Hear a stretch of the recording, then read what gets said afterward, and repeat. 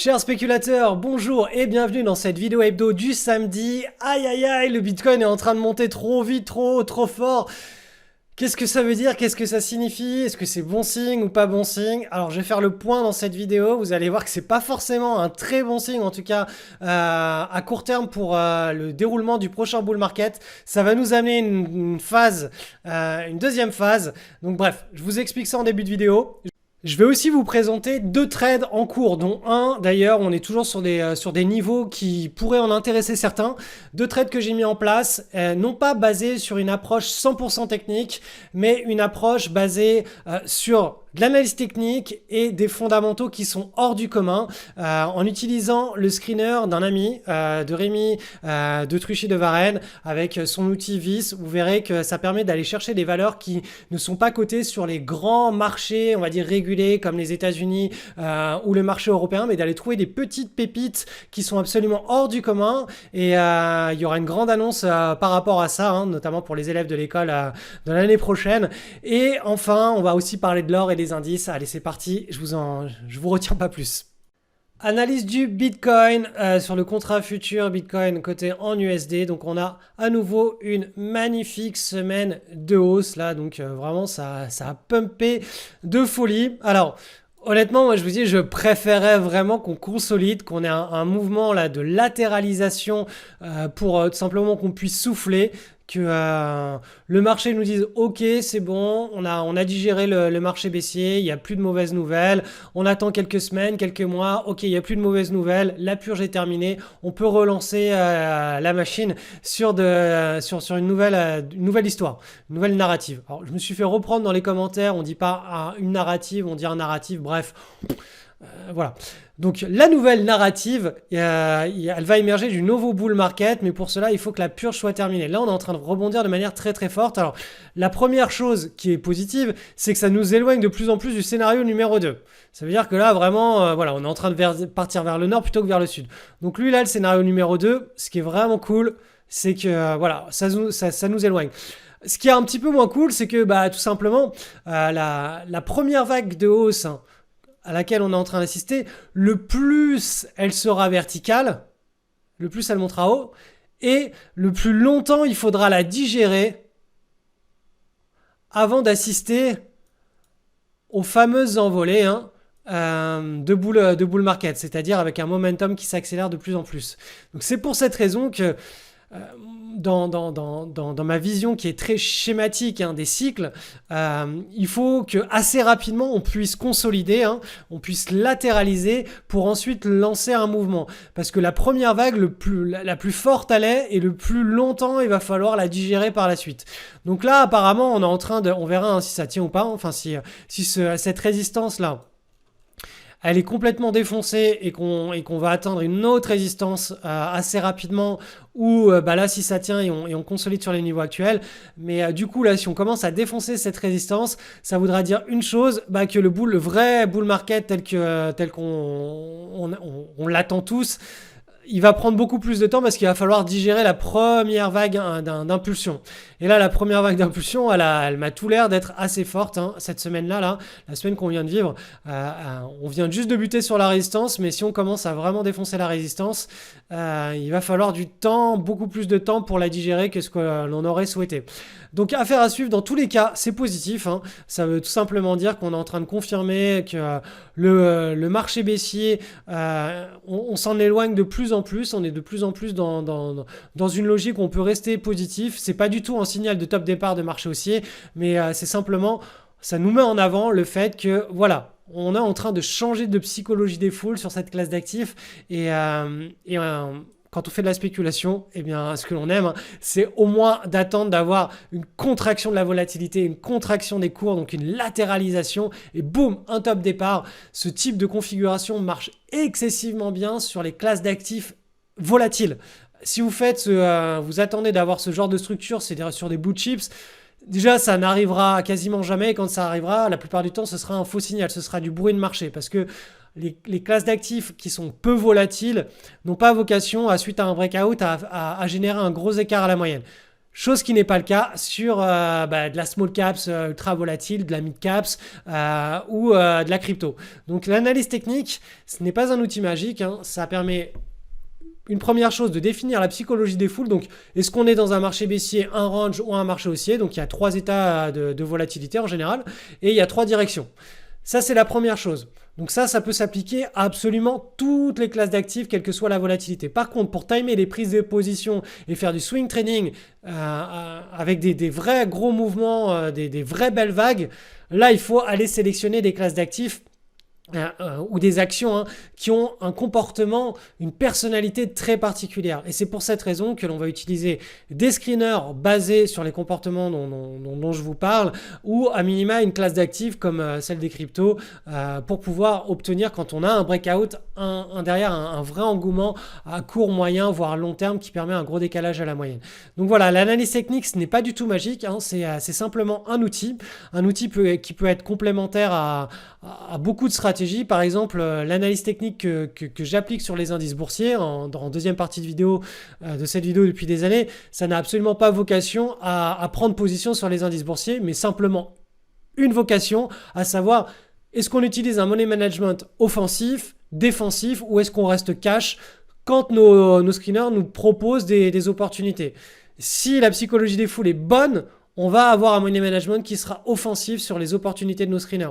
Si la psychologie des foules est en range sur les indices boursiers, on va avoir un money management qui sera défensif et on s'abstiendra la plupart du temps de sauter sur tout ce qui bouge quand nos screeners nous retournent des opportunités. Donc vous voyez un petit peu la dynamique. L'analyse technique peut servir à plusieurs choses, définir un sentiment de marché, définir des prises de position avec des asymétries positives, c'est-à-dire un multiple de ce qu'on est prêt à perdre, un multiple de gains par rapport à ce qu'on est prêt à perdre. Donc si on est prêt à perdre cette taille-là, il faut que derrière on ait cette taille-là de vague à prendre.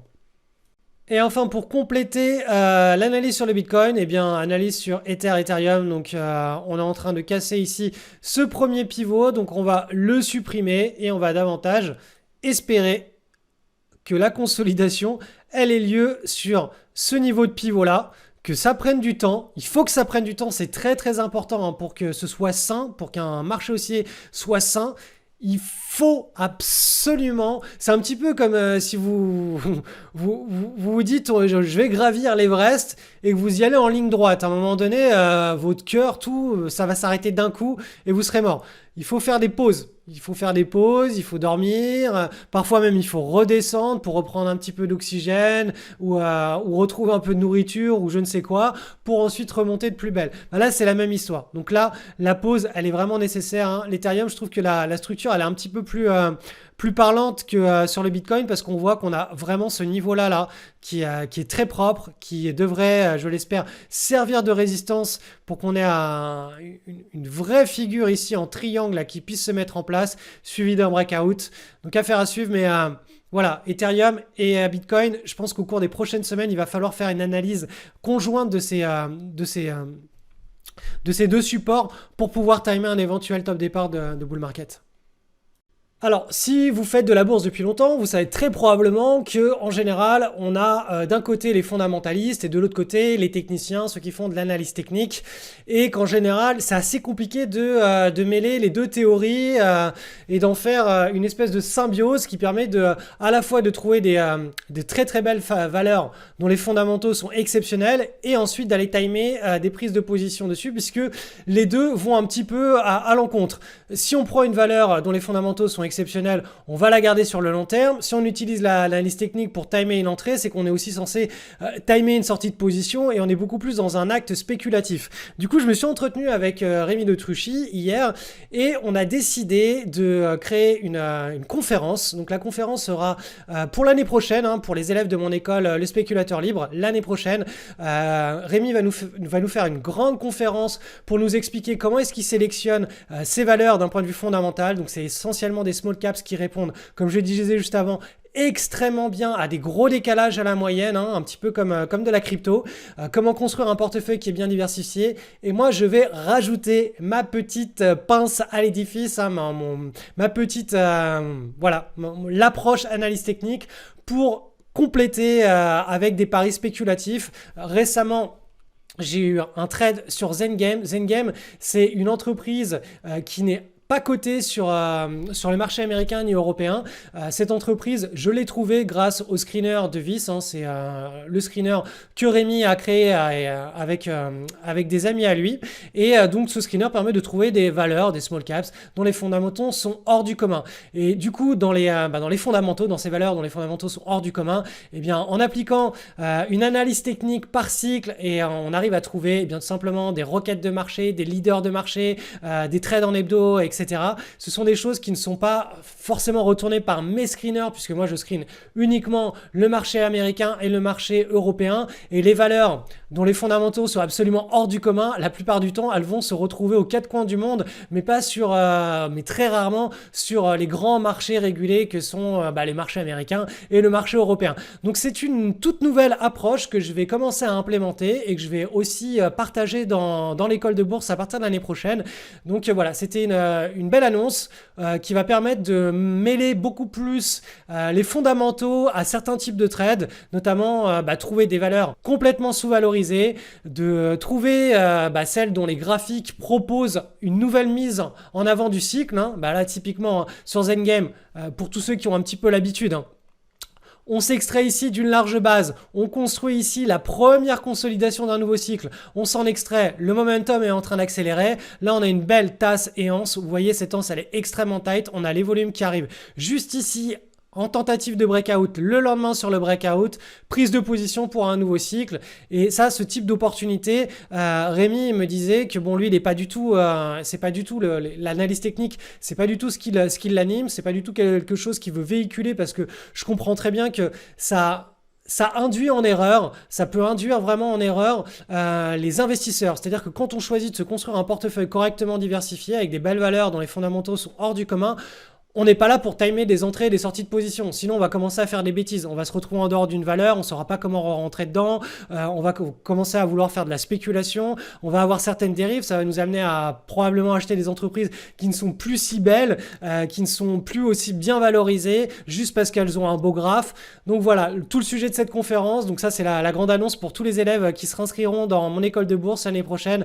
Avec Rémi, on va faire un travail là-dessus. Donc lui, ce sera la partie fondamentale et comment utiliser son screener Vis et moi je m'occuperai de toute la partie analyse technique et comment timer des entrées de position et trouver dans une routine comment trouver les valeurs dont les fondamentaux explosent. Et par exemple, allez, j'en profite, moi j'ai aussi pris position sur cette action qui s'appelle Zedge. Donc, vous voyez, c'est de l'analyse technique assez basique. Hein. On est sur un cycle haussier à très long terme. C'est une action dont les fondamentaux sont absolument hors du commun. On a un biseau descendant. On s'est extrait de ce biseau descendant. Donc, la psychologie change. On a une structure de retournement. On a le breakout avec des forts volumes ici. Donc là, zone de prise de position. Je suis personnellement en position sur cette action. Et voilà, vous avez ici une zone de point haut autour de, autour de 20. Donc ça, c'est une action qui peut faire... qui peut amener à certains gros décalages à la moyenne. Et encore une fois, là, j'utilise pas forcément des patterns LSL, les patterns de mon école, ou etc. J'utilise vraiment une analyse technique qui est très basique, basée sur du breakout, mais sur une classe d'actifs dont la volatilité est absolument hors du commun. Et derrière, on a des fondamentaux qui sont absolument hors du commun. Donc, très peu d'endettement sur la boîte. Une boîte qui est extrêmement sous-valorisée comparativement à son secteur et comparativement au marché.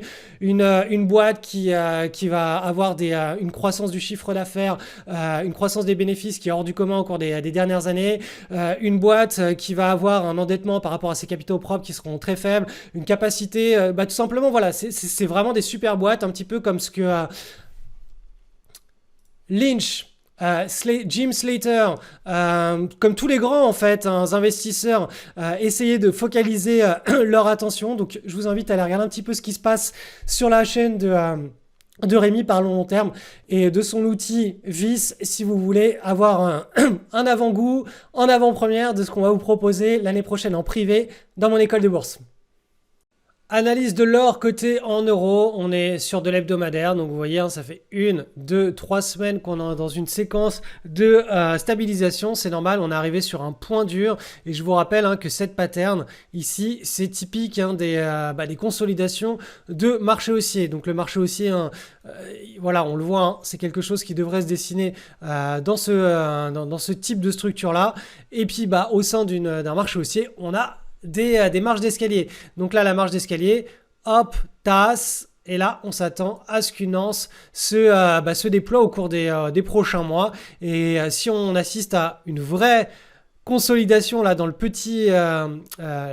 la petite ellipse verte suivie d'un breakout, là on pourra éventuellement assister par la suite à une accélération de la vélocité, à une accélération du momentum sur l'or côté en euros et puis quand tout le monde en parlera, quand tous les médias seront en train de titrer l'or explose en bourse, faut-il acheter de l'or, comment acheter de l'or, etc.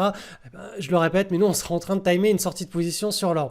Donc voilà, ça c'est le scénario optimiste, mais on est dans cette logique-là. Là, clairement, vous voyez, hein, le momentum est en train d'accélérer sur le moyen long terme et la structure là pourrait prendre encore, je pense que d'ici la fin du mois d'avril, début du mois de mai, on pourrait assister enfin à un breakout hein, si on continue à latéraliser hein, au cours des prochaines semaines. Je pense qu'en mai, on pourrait être mature, on pourrait avoir une vraie belle figure mature. Donc affaire à suivre, mais voilà l'image, en tout cas moi que je garde en tête pour l'or.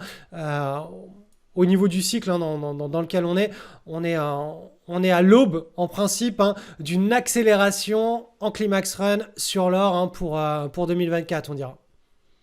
Et donc tout simplement cette analyse, hein, elle peut être corroborée par l'essoufflement de l'euro. Donc l'euro a bien rebondi face au dollar hein, au cours des derniers mois. Là on est sur du mensuel. Hein. Donc on a eu un point bas sur l'euro face au dollar en octobre. Là on arrive sur une zone de résistance. Hein. Si je vous montre un graphe à très long terme, vous voyez que l'euro face au dollar est dans une dynamique baissière depuis le point haut ici de 2008. Vous voyez que là, on est davantage à la baisse. On a fait une grosse structure en triangle. On l'a cassé ici en avril 2022. On a fait vraiment une chute libre.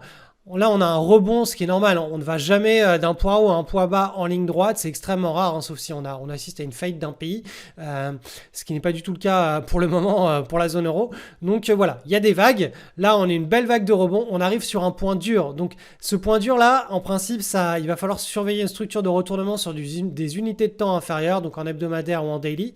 Et quand on aura un pivot qui sera cassé ici, on pourra assister à une nouvelle éventuelle décharge de l'euro face au dollar. Donc si l'euro se affaibli face au dollar et aux diverses devises dans le monde, et bien ça va amplifier notamment le mouvement de l'or face à l'euro. Parce que l'or, s'il est accumulé à travers le monde, mais quand au même moment l'euro se dévalue, on va avoir un double effet qui se coule. Hein. L'or qui est acheté, l'euro qui est délesté. Donc le fameux scénario en climax run hein, qui pourrait se développer au cours de l'année, fin d'année 2023, année 2024 sur l'or coté en euros, il pourrait se mettre en place. En tout cas, d'un point de vue technique, hein, tout est là hein, pour que le scénario sur l'or coté en euros puisse se mettre en place. Donc affaire à suivre, hein, on va suivre tout simplement, là on peut aller voir, hein, en hebdomadaire, je vous avais montré hein, le type de point d'inflexion.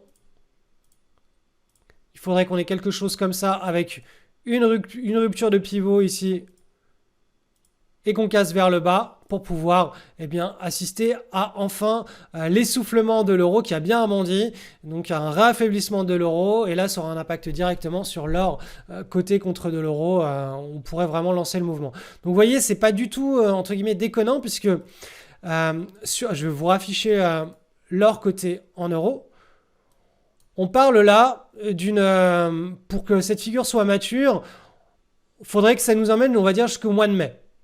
Et si je vous réaffiche l'euro contre le dollar, on va dire que pour que la structure de retournement, alors là j'en ai fait une très très longue, mais c'est pas du tout ça. Une structure de retournement, il va pas lui falloir des années hein, pour se mettre en place. Il va falloir simplement un pivot identifié.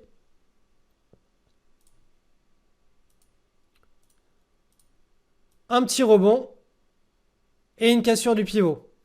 Donc voilà, ça peut très bien arriver assez rapidement. Et là, on serait sur une structure de type double sommet, triple sommet, épaule tête. Enfin, on ne sait pas encore ce qui peut se mettre en place, mais vous voyez que dans la dynamique des cycles, hein, ça ici, ça peut nous amener autour du mois de mai. Donc si l'euro se retourne, construit une structure là et casse par le bas cette structure, et bien au même moment, ça voudrait dire hein, que sur le GBS,